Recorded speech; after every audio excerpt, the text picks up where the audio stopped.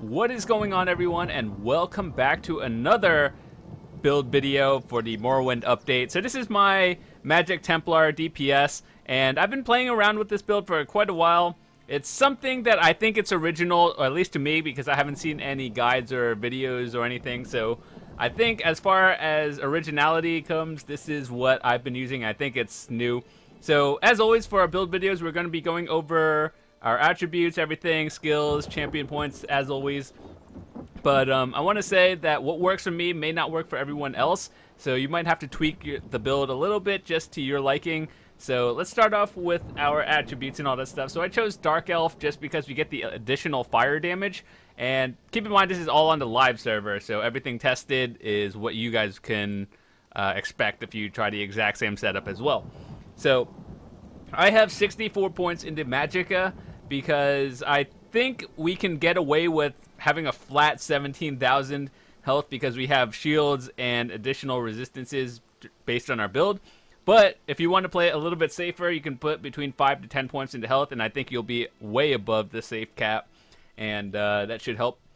We also have the Atronach Mundus Stone instead of the Thief because the Magicka recovery is kind of good on this build. It helps your sustain a bit more, so in a long-term fight that's over 5 minutes, I think you'll get a few more rotations, whereas everyone else who has below 1,000 recovery, they're gonna have to heavy attack a little bit, so you're gonna get a little bit of extra DPS bonus by having the Atronach in a long-term fight. But in a short-term fight, I think having the Thief would be more beneficial. So whether you get Atronach or Thief, it's really up to you. But if you want the long-term effect for recovery, like for bosses and stuff, I think Atronach is slightly better. But if you want Thief, that is also good for overall damage. So whichever one you get, it's up to you. And with that said, let's go into our gear right now. As you may imagine, Templars, we are melee DPS. And so that's why we're going to be using 5-1-1 in total. That means 5 light, 1 heavy, 1 medium. And assuming you have the Undaunted bonuses, you'll get additional health and resources. So we use Grothdarr because, 1, we are doing flame damage as a Dark Elf, so we get the 7% extra passive bonus damage. And we are in melee range most of the time, so that's why the lava pool around us gives us the extra damage. So ideally you want Mundus or Divines for pretty much everything, and then Magic for everything else. So heavy, medium, Divines, if you can get them, that's great. If you can't and you can only get Infused, also use that one, is also just as good. You're getting a little bit less damage with Infused, but overall, I mean, you'll be fine. So next we have the War Maiden set. We're using 5 body pieces, chest, belt, boots, pants, and gloves. Now, the reason why we have War Maiden is because of the 5-piece bonus, and that adds 400 spell damage to all your magic damage abilities, and most of our attacks are magic, so hey, you get a huge bonus. So that's pretty much why we have that. And for people who don't have Morrowind, I don't think you can farm it. I'm not too sure how it works. If you don't have the Morrowind expansion, I'm not sure if you can go into Vardenfell, but that's where you get it. Or you can just buy it from guild traders, and I think that works as well. So either you farm it, or you just buy it from other people, and that's one thing. And then next, we have our 4-piece Moondancer, 3 jewelry, and 1 lightning staff. But the difference is we have, instead of all spell damage, we have 1 Magicka recovery, and that's what helps boost our recovery over 1300. So whether you want to have a spell damage enchant or an extra Magicka recovery is up to you. I just found that overall in long-term fights, the recovery does help a little bit more. And if you want, you don't have to use the lightning staff. You could use double Inferno with this build as well, but I only have a lightning staff, so that's what's happening with that one. That's why I have the Moondancer lightning. And the enchantment we have is the weapon and spell damage increased by 348 for 5 seconds. That's why we have that one. And our back bar is the Maelstrom Inferno sharpened. Now I understand not everyone is going to have a Maelstrom staff, just because Maelstrom is not easy for everyone. So if you don't have a Maelstrom staff, you can use another Moondancer on the back bar, or if you really don't have that either, you could just use any random staff, Inferno, as long as it's sharpened, and you should be fine. So those are my choices for the gear. Mostly the new things. The War Maiden is pretty good because the spell damage is fantastic. So yeah, with that said, let's go into our abilities now. Not much has actually changed from the pre-Morrowind, but we do have some changes. So this is our main bar, the lightning staff, and number 2 is our dot and shield bar, essentially. So 1, we have under here the reflective light. This is our flame damage. Actually, I do believe this could go on the back bar or front bar, whatever you want, but I kind of just like having it on the front bar just because it's easier. And yeah, it's our reflective light ability, and when it's on your main bar or upon activation, you gain spell critical rating. And the reason why we have this on the front bar is when you get the spell critical rating, puncturing sweeps is your main spammable attack. As you Templars may know, it doesn't really matter what role you do, you're most likely going to have puncturing sweeps. And of course we have the magic morph because we are magic DPS. So I don't think I really need to explain this ability. Puncturing sweeps is your main spammable. And next we have Radiant Oppression on our 3. This is your execute ability.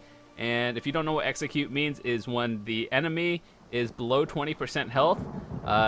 When you execute an enemy, that means they take additional damage when they're at low health. So ever since this game came out 3 years ago, Radiant Oppression has been very strong, probably the strongest execute in the game. They even nerfed it a little bit, but it's still like the strongest execute in the game, and that's why we have it. Unless they completely nerf it to the ground a few years later, this is probably going to be used on every Templar DPS. Now, next one is kind of our flex spot, and what I mean by that is it's very changeable, but I still use Repentance because of when slotted, you gain minor fortitude, endurance, and minor intellect, which means you increase your health, stamina, and recovery by 10%. So this also affects your puncturing sweeps. When you're in main bar, you get more recovery. That means you could get like 1 or 2 more hits in. Whereas if this was on back bar, it wouldn't really help as much. So it's either you have it on your main bar or don't use the skill. And then next we have Inner Light, and this is kind of common, but Inner Light on your main bar along with Shooting Star, they give you the huge magic bonus passives if you have them, and Inner Light just gives you crit. So keep these on your main bar and you get more total max magicka, meaning more damage. And as for the ultimate, we have Shooting Star, just because we like getting the ultimate back, and the other morph is Ice Comet. You could do that for more damage, but I think having the ultimate is slightly better, and I think Ice Comet is more of a PvP skill. So just get Shooting Star, but ultimately up to you. So now we're going on to our back bar. We have Blazing Spear as our DPS ability. Now, keep in mind, both morphs are very solid, but I think the Luminous Shards morph is more for healers who are tossing out synergies to like heal everyone else and just give back resources. But if you are using it mostly for DPS, then Blazing Spears is still the way to go. And it does slightly more damage. It gives you stamina, or it gives other people stamina. But I think it changes, or after the Morrowind change, it gives back the highest resource. So stamina or magicka, whichever is higher. So I don't think the thing actually matters, but it does a little bit more damage, and as a DPS build, Blazing is the better morph. Now, back bar, we also have on a Destruction Staff, Elemental Blockade. This is a very strong dot that pretty much every magic user who uses a Destro Staff will have.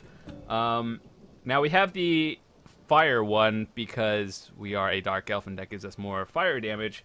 So this is one of the strongest dots in the build, so that's something you have to have 100%. And yeah, so as you may have seen a little bit earlier, we have 17,000 health. So that means that's kind of low, but it's doable. And we have our shield. We have Harness Magic because that's our only shield. And yeah, it just kind of prevents us from dying. That's really all to say about that. And then next, this one is more of a changeable slot as well. And so we have channeled focus on here. So when you're standing in it, you get extra physical and spell resistance. You also recover magic every like second or 0.5 seconds you stand in it. So having to shield up and channel focus while you're standing in it is pretty much giving you a higher resistance, and you're in melee range, so you should have this up pretty much all the time. It's an 18-second duration ability, so that's quite a bit, and that just helps. And our last slot is Breath of Life. Now, whether you're playing solo or group content, you may or may not need it depending on if you have a good healer or not. So this is a changeable slot, but if I'm playing solo, then Breath of Life is the way to go. If you're not playing solo and you have a good healer, you could run Power of Delight, or you can have Elemental Drain. You can have a lot of different abilities. This is one of the interchangeable ones. So you, based on whatever you're doing, the situation, that's what you would slot. So in my case, I like to do a lot of solo stuff, including Maelstrom. So Breath of Life is more for an emergency. And of course, our ultimate right here is the Elemental Rage, the Fiery Rage, because the Destro ult is stupid broken. It does so much damage, and yeah, it just clears things so fast. So yeah, but that said, that's my build. Let's go into our champion points. Now let's start off with the red tree. If you've seen my Magic Sorcerer build, this is exactly the same just because it works. But if you've never seen any of my other builds, I'll go over everything into a little bit of detail so you guys can get some insight into why I chose these. So, red tree, we have 49 into Hardy and Elemental Defender because with the Morrowind expansion, they changed the CP how it works, where to get the full effect, you have to boost it to the next full percentage. So that means at 1%, 2%, and so on. That's when the effect will carry over. So if you have, like, for example, it was 0.7%, it rounds down back to 0. So that's why you have to have 2% or like 2 points into it to get the next full percentage. And I'm not sure if that's intentional or not, but that's currently how it is. So unless they make a statement about that, this is how my build is working, and just to like min-max everything. So also, Hardy and Elemental Defender don't scale as well as it used to pre-Morrowind. So before, I used to have like 90 into each or 100 into each Hardy and Elemental Defender, but it doesn't scale as well. So that's why we have 49 into each.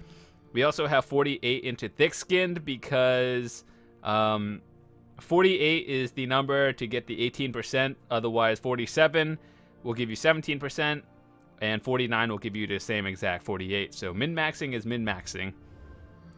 Now we have 61 into Ironclad. This is the new skill that they changed a little bit. It reduces your damage taken from direct damage attacks. 61 is the spot where you get the 21% bonus without like anything else.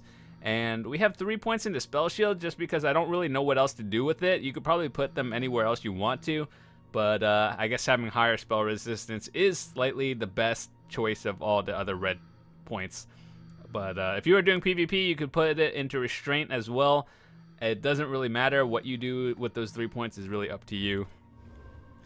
So next, we're going into our blue tree. We have 75 into Thaumaturge, just because we are trying to get the Exploiter passive, which requires 70 points into the Ritual at all. So all the other abilities here are pretty much stamina-based points. So 75 into Thaumaturge is the only viable choice, and we need 75, so that's it. Next, we have 23 into Master at Arms, because 23 is the spot where you get 10% without going above and under anything else. And yeah, so the important part right here is Elemental Expert and Elfborn. We have 56 into both of those, just because it boosts us over 12% for Elemental Expert and 20% for Elfborn. So that's, if you have one more into it, it means nothing. If you have one less into each of them, it rounds down. So 56 is the sweet spot for it. So next, we have our green tree. We have 100 into Arcanist because Magicka Recovery is like the main source of our Magicka sustain. And so you want to max that one out first, even if you don't have 600 points. Arcanist is top priority. Then we have 64 into tenacity, which increases our magicka and stamina with our fully charged heavy attacks. So we have 64 into it, which gives us slightly over 13%. What rounded down to it is 13%. We have 40 into Warlord because you have to break free a lot, especially if you're doing a lot of endgame content like the new trials and or dungeons. You might have to break free a lot of that. We have 4 into Healthy just because I really don't know what else to put it in, and I guess having the 1% extra health recovery is better than 0. And of course we have 2% into, or 2 points into Tumbling, which gives us 1% for that. Now, you don't actually need Tumbling. I kind of just like to have it because that 1% could save you. It doesn't, you won't really notice it, to be honest, and a lot of people don't actually have 2 points into Tumbling. I just do because I roll more than most people do in general. Most people just block things. I like to roll out of it. It's a bad habit, but something that can't be easily fixed for me. It's just a personal problem. That's why I have 2 points into it. So with that said, going into our food and potions. In terms of food, I still use the blue food, which is increased max health and max magicka by about 5,000. It's really easy to craft and it's really cheap to buy, so if you can get your hands on those, definitely use those. And in terms of potions, I have them in my bank. I will show you real quick. We have the Essence of Spell Power potion. Now these are kind of expensive, but they are very strong, so I wouldn't use them like randomly. If you're only doing it in a trial and dungeon situation, that is very good, but don't just use them in like trash mobs fighting dumb things out in the world. Just use regular potions for that. But if you are using it in dungeons and trials, that's the way to go, and that's like the best use out of it. So yeah, overall that has been my build. I think I covered everything. Oh yeah, one more thing, just to show you guys the little racial passives for Dark Elf. You get 7% extra flame damage and increases your frost and shock damage by 2%. So if you have a double Inferno bar, that is also very solid. You get like more flame damage. But in my case, I don't have another Inferno Moondancer, so I have to use lightning. And yeah, it's either get it or deal with something else. And that's why I use it. And then you get extra resistance, or not, flame resistance and extra magic. And you get more magic and stamina with these extra passives. So pretty much in terms of passives for everything, just get all the passives that you need in terms of your class. And Destro, max out all the passive abilities. And just as a little recap in terms of everything I went over, 2 Grothdarr, medium, heavy, 5 War Maiden pieces, which are all light, and preferably all divines. You can buy them from guild traders. They're kind of expensive, I would say. Well, in terms of what I bought it for, this is on the PC North American server, so your prices, if you were playing it on console or the EU server, may vary. So the chest, the big pieces like chest, legs, and stuff, they cost me about 40,000 gold each, and the gloves, belt, and shoes cost me about 35 to 40-ish, depending on like who you buy it from, I guess. Or you could just farm it. That's also where it happens too. Moondancer, it comes from Maw of Lorcage. You can get it on normal or veteran. I think the hardest things to get are the weapons. So if you don't have either of these, you could just use pretty much anything else you want. You could buy a War Maiden's Destro staff as well, but they are currently going for like 300,000 each. And I'm just like, yeah, that's quite a bit of money for one staff. So if you really want to min-max it, and you can't get Moondancer, then definitely War Maiden Destro staves are good. But if you can't, just use anything else as long as it's sharpened and not a nice staff. So what you do is what you want, and yeah, that's been pretty much everything. So hopefully you enjoyed this video. If you did, be sure to drop a quick like and let me know how this works for you. But the reason why we use War Maiden is because most of this is magic damage, like our Puncturing Sweeps. This is our main spammable. Radiant Oppression is magic damage. Puncturing Sweeps is, and on our back bar, Blazing Spears is magic. And that's pretty much it. So as long as our main spammable is magic damage, then that's where the War Maiden plus 400 comes in handy. So yeah, with that said, overall, I don't know if this is the proper rotation for it, but what you would do is toss down your channeled focus first, or obviously potion, as in spell power potion, drop your ultimate, and then you drop your channeled focus, light attack, blockade of fire, light attack, toss down the blazing spears, then light attack, swap bars, reflective light, light attack, puncturing sweeps, light attack until your blockade ends. Then you recast and reset your rotation. So, and then if you have to shield, obviously shield up, don't die. That's more important than the extra whatever damage you're doing. And in execute phase, you pretty much just blockade down, channeled focus, and spam radiant oppression until the boss dies. And repentance, it only affects yourself now, so you just spam it whenever it's a free cast ability. So that's what you do with it.